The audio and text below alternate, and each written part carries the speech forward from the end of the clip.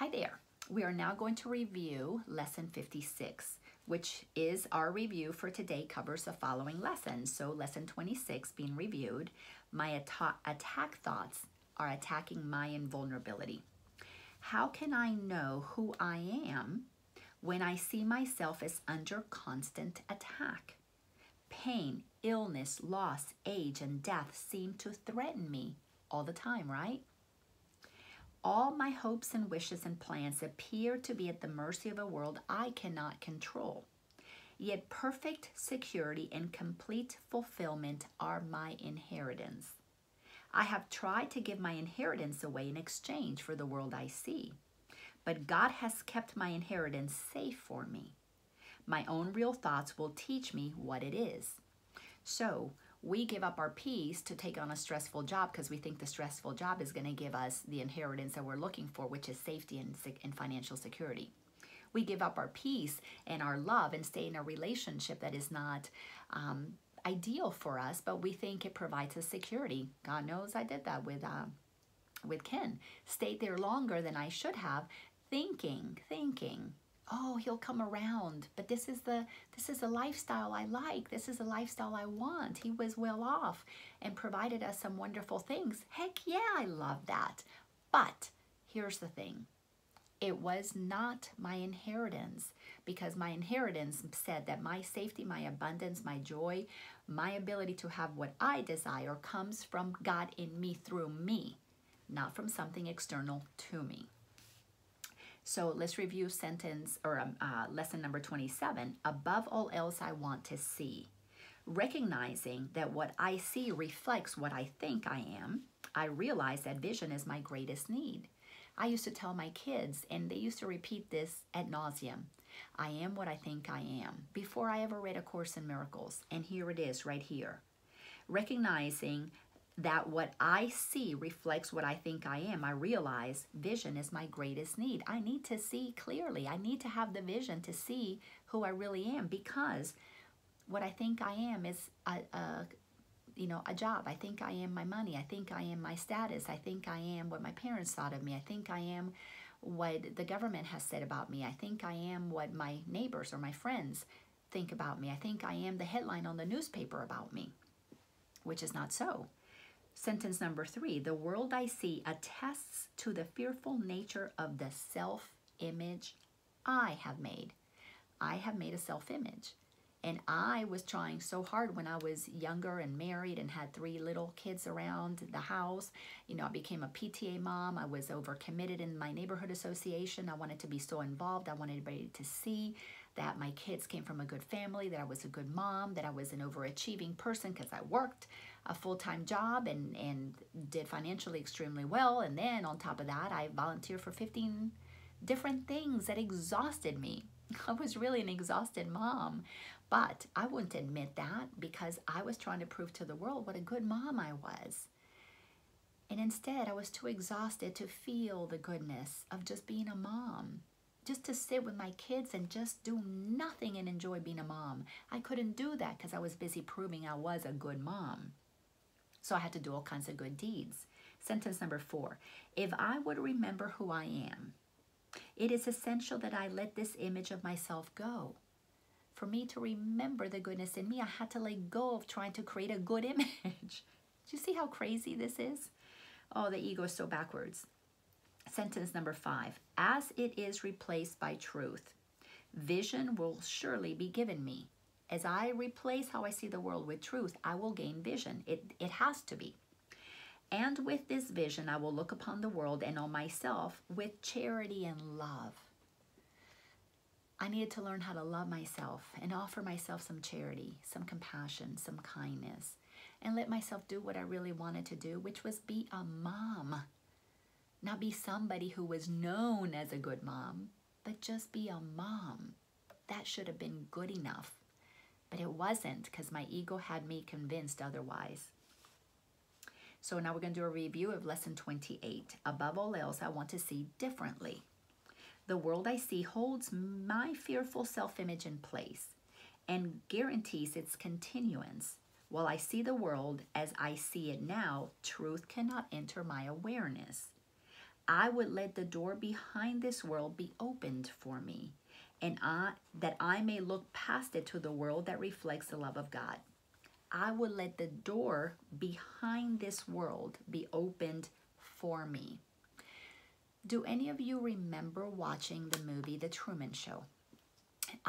The movie had Jim Carrey in it, and it was basically a movie that was filmed as if it was a reality TV show, where this young boy was born into this family, and then everything was scripted for him. All the characters were scripted except for him. He really thought this was his real family, but everybody was an actor playing a part inside of this movie about him. So one day, he feels love, he falls in love with a character that was not part of the script that the director had scripted for him. And as the whole world is watching, because it was a reality TV show, except he didn't know he was being filmed, as the whole world is watching him fall in love with this girl that was not scripted, they are feeling for him. They want him to chase the girl. They were wanting him to pursue real love, because everybody else knew that everything else was fake, except for Jim Carrey, for that character. So one day, in his pursuit of this true love, he set sail out into what he thought was the ocean. And what did the director do to try and discourage him? They sent instruction to go ahead and get the storms raging.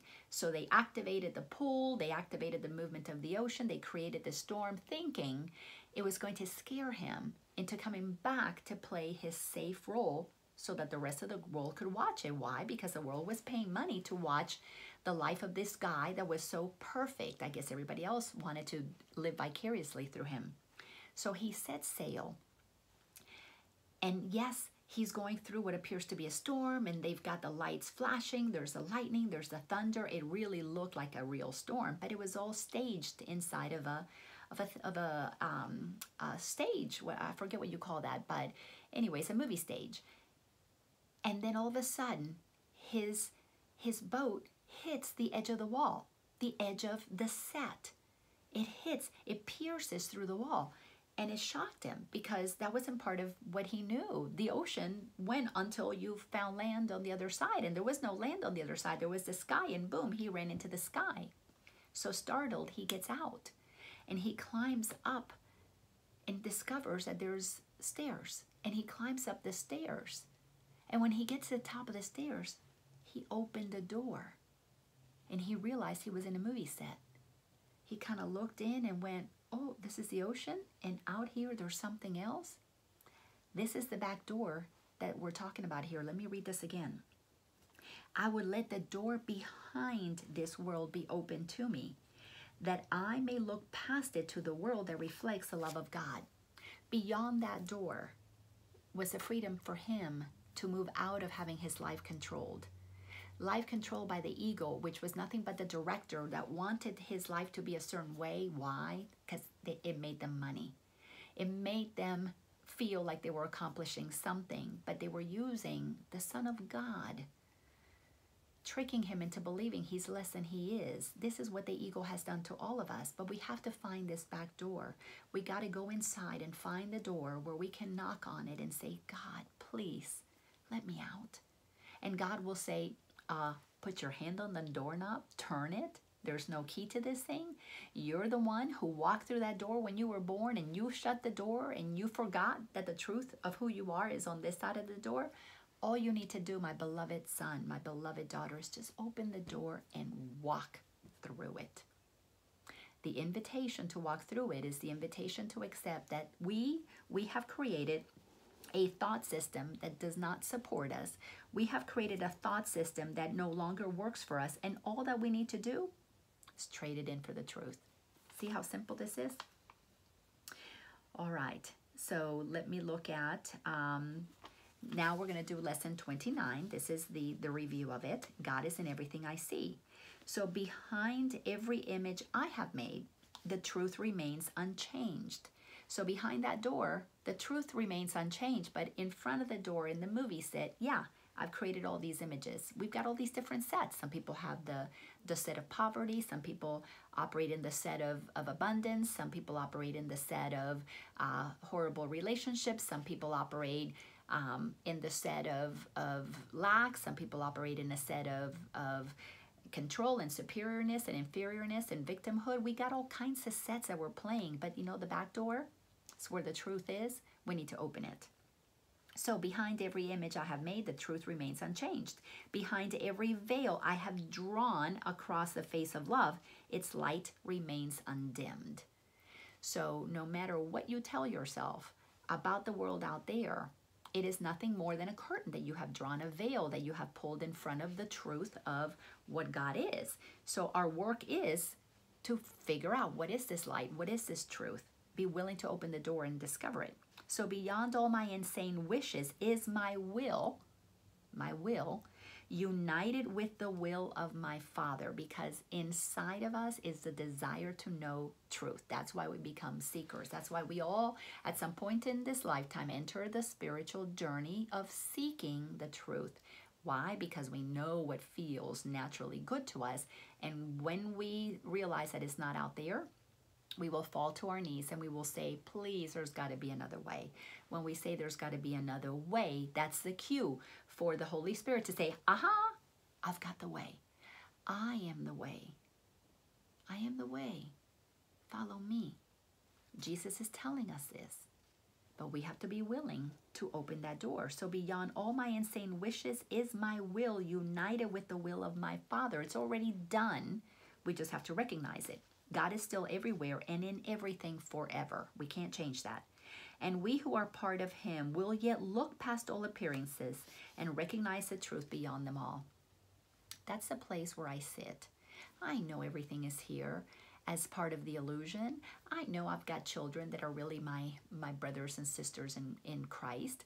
I've got a boyfriend, a fabulous man that I'm dating right now, and he's the one that I'm dating right now. He doesn't have to be the one that's forever. If he comes, if he goes, he's free to do that, because the love that I know I am has set everything free from having to give me anything, because what I am is already given to me by God. I don't need a job to make me who I am. I share my work because I love it, because something inside of me is telling me to do what I do, and I joyfully follow those directions now. I don't have to make up my own mind. I don't have to go uphill. I don't have to fight the current. I don't have to teach anybody anything. I simply share what I know is my truth, and those students who are ready, they appear. I don't have to make it happen. It's just so beautiful, because I see past appearances. Everything is here just for me to have an experience that I am separate from God on this stage called Planet Earth, and I'm just in this movie set. It's just a game. At the end of the day, we're all just actors and actresses that are nothing more than energy expressing itself, and we can have fun at it. We can create a romantic comedy. We can create a beautiful romance. We can create just a beautiful novel, or we can create tragedy. We can create mystery. We can create horror. We want to. Many of us are creating horror. And that's okay, because at the end of the day, we drop these suits and we go through the same back door. We go right back to where we started to do it all over again. Each time, though, with more awareness, thank goodness. So now we're going to review lesson 30. God is in everything I see because God is in my mind. Where is God? God is in my mind. This is so exciting. In my own mind, behind all my insane thoughts of separation and attack, is the knowledge that all is one forever. When you begin to remove all the noise in the head, the monkey mind, and whether you do it through meditation, contemplation, walks in nature, however you do it, dancing, gardening, however you come to that place of peace, you begin to realize that there is the knowledge that all is one forever. You get inklings of that oneness that makes you want to keep pursuing it. I have not lost the knowledge of who I am because I have forgotten it. I have not lost the knowledge of who I am just because I've forgotten it. It has been kept for me in the mind of God, who has not left his thoughts. It has been kept for me in the mind of God. God has not left its true thoughts. God knows its truth. So it's held for me in trust. It's like it's waiting there for me to stop messing around with the ego, to stop being distracted with my ego thoughts. And when I'm no longer distracted with my ego thoughts, the truth of what God is will be revealed to me, because I will have prepared myself to receive it by no longer resisting it, by no longer blocking it, by no longer thinking by myself. And I, who am among them, one of those thoughts of God, am one with them and one with him. So you and I are thoughts in the mind of God. We're ideas in the mind of the Creator. God thought me into being like it thought you, like it thought everybody else. So when I remove my own individual thoughts, what is thinking me begins to inform me of who I am. We got to find that back door that allows us to move through all of our own individual ego thinking so that we can return to the truth of who we are, because that's where the sweet spot of life is. And it's not available to us until we choose it. That's what free will is about. God cannot impose our good on us. We have to want it. And when we want our good more than anything else, it will feel really, really, really good. I had to stop trying to be a good mom for me to realize that it was just good to be a mom. Thanks a bunch, and I'll look forward to seeing you in the next lesson. Take care.